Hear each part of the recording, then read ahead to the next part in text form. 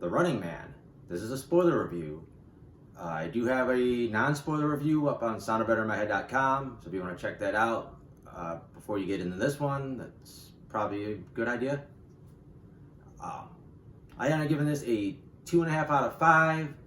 I enjoyed it while I watched it, but it was fairly forgettable, after the fact. Like, I really don't have any desire to go out and see this again anytime. It was just, like I said, I was enjoying the story, and once I saw what happened, I'm like, all right, I'm done. I did see the Schwarzenegger version of this movie way back in the day.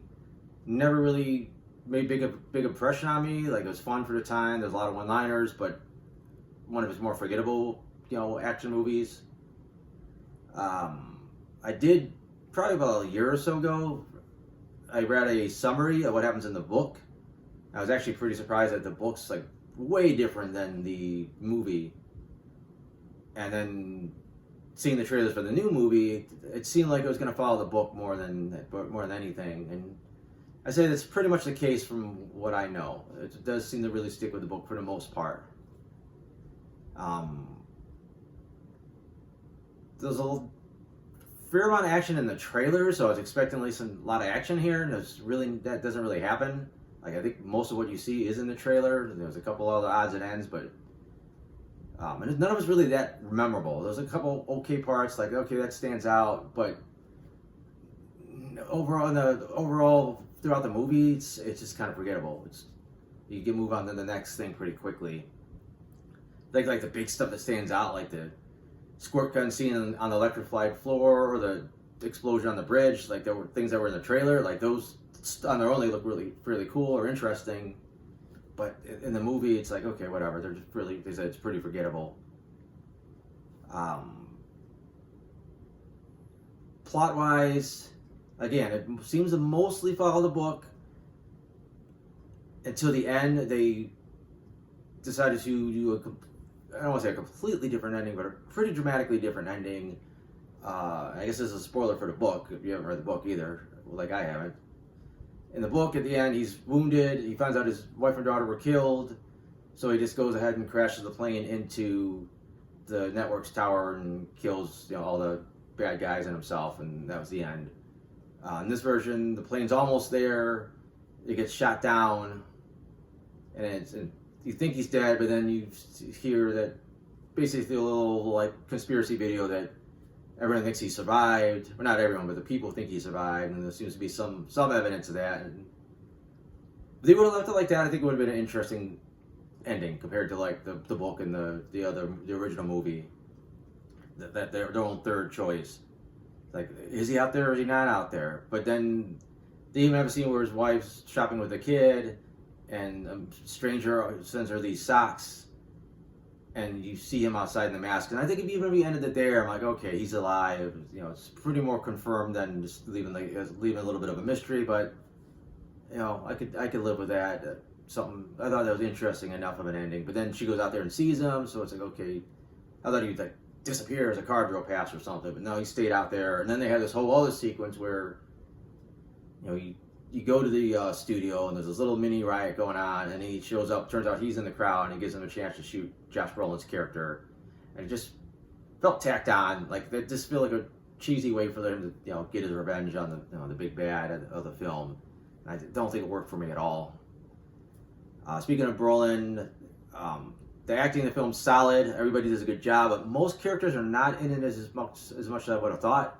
Like, Brolin's in it here and there. He's good in the role. Like, Coleman Domingo stands out a little bit, but he's not in it like a ton. And like some scenes he gets to be a little over the top, where he's the most interesting, and the other scenes he kind of plays it down and he's just there. Like, William H. Macy's barely in it. Katie O'Brien, like, she seems like she's gonna liven things up. She's one of the other runners, but you barely see her.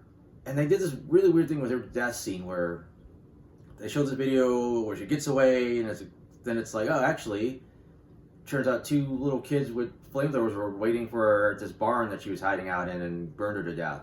It just felt like, really, that just didn't seem like it fit. Like, didn't seem like logically, like, where would that happen? Like, how'd that go down?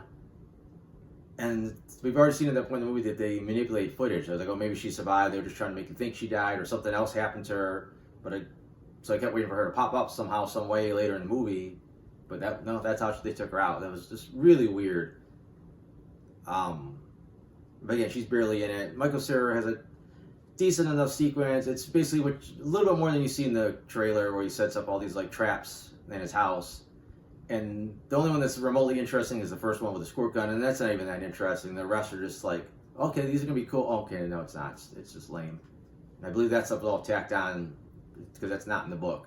He meets with that character in the book, but all the little traps for the guards is not, and it doesn't even make sense to do. Like, he just did it to have some fun with the guards before they escape, and then it leads to them they're getting caught by like the hunters pretty much.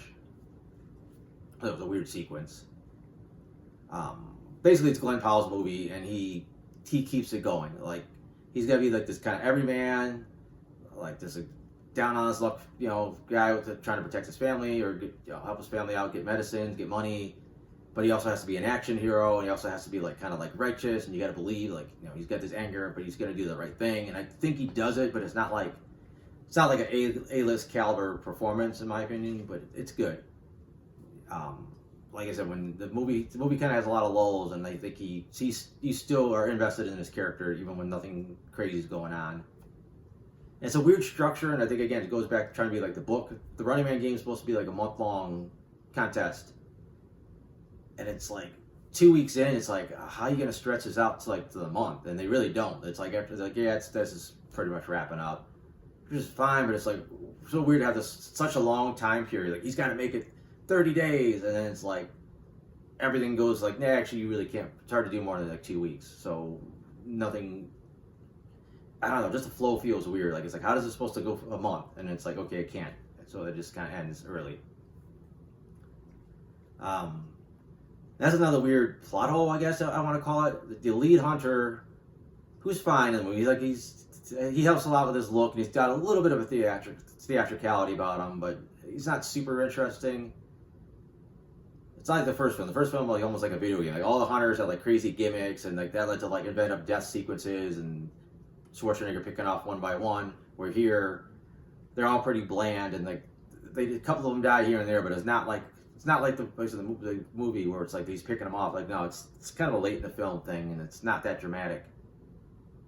But anyway, the lead hunter, to reveal in the end after he gets his mask off, a little bit, even after that, there's a real. Actually, we mentioned earlier in the film there was one guy that made it 29 days in this contest, and it turns out it was him. But it's like nobody seems to know. Like, did they fake the guy's death? Does the general public know that he became a hunter, and does people forget about it? Because I'm assuming that's why he wore the mask, so nobody knew that he was the one hunter not the hunter, but the contestant that almost made it. But like, it's not like a reaction. It's not like he took the mask off and people are like, oh, it's the guy that almost won. Like, nobody says anything. Like, it's just weird. Like, I don't understand what supposedly happened in that situation, and they never explain it. And I don't know if that twist is in the book. It wasn't mentioned in the summary that I read. Like I said, the twist in the original movie was that you couldn't win the Running Man game, and the people that they told you that actually won, that was all faked, and they still died anyways. And I felt like this was like they had to have a twist here too, and that was it. And it wasn't that fantastic.